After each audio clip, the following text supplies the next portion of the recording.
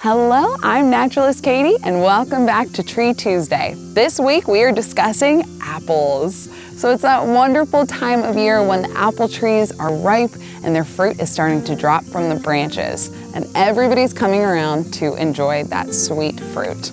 So apples are a wonderful commercial fruit here in the United States. We produce over 240 million bushels every year, and the apple pie is the quintessential American symbol. But did you know that apples are not native to the United States? The only native apple that we have here in the United States is the wild sour crab apple. There are about 90 varieties of apples produced commercially in the United States today, but according to the Department of Agriculture in a bulletin posted in 1905, there were over 14,000 known varieties in the United States created by the end of the 19th century. So if apples aren't native, how did we have so many varieties by the end of the 1800s? Well, you know, apples are from China, but they spread around the globe quickly because of their sweet fruit and ability to adapt to diverse climates.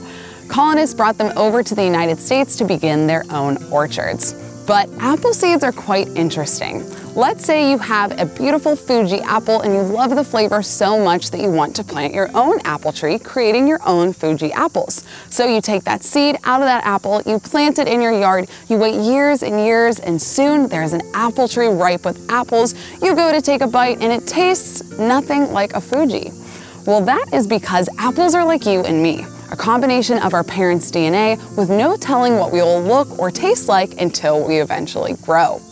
So because colonists were planting by seed, so many varieties started to arise. Most of them were breeding with our native sour crab apple, so they tasted quite sour and ended up being used for things like hard cider. But every once in a while, an amazing apple would come along, and that was the case for the Newtonian pippin.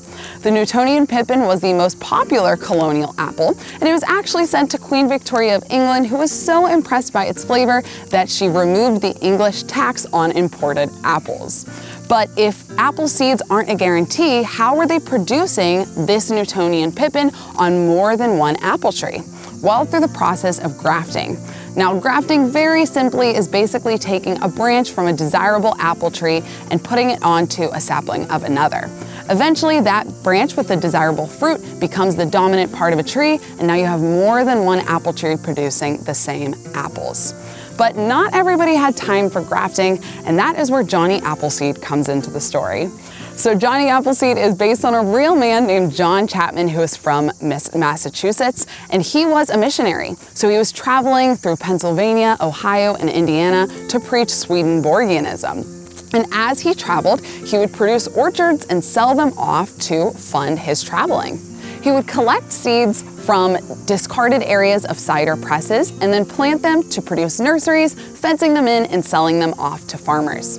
Because he planted by seed, he was creating so many new varieties, but many of these varieties were quite sour and would have been used for hard cider. However, hard cider was the most popular beverage in the United States at the time, even more popular than water in some cases. Many people's drinking wells contained harmful bacteria, and the fermentation process of producing hard cider killed off that bacteria, so it was something safe to drink. In fact, it was said that John Adams would enjoy a glass of hard cider every morning with breakfast to ease the stomach. But then came the Prohibition, and FBI agents and prohibitionists set their sights on apple trees. The sour trees were eventually cut down because they wanted to fight the production of demon liquor.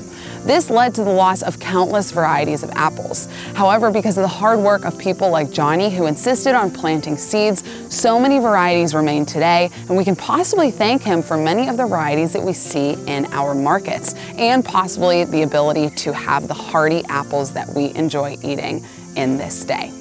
So, do you guys have an apple tree on your property? What do your apples taste like?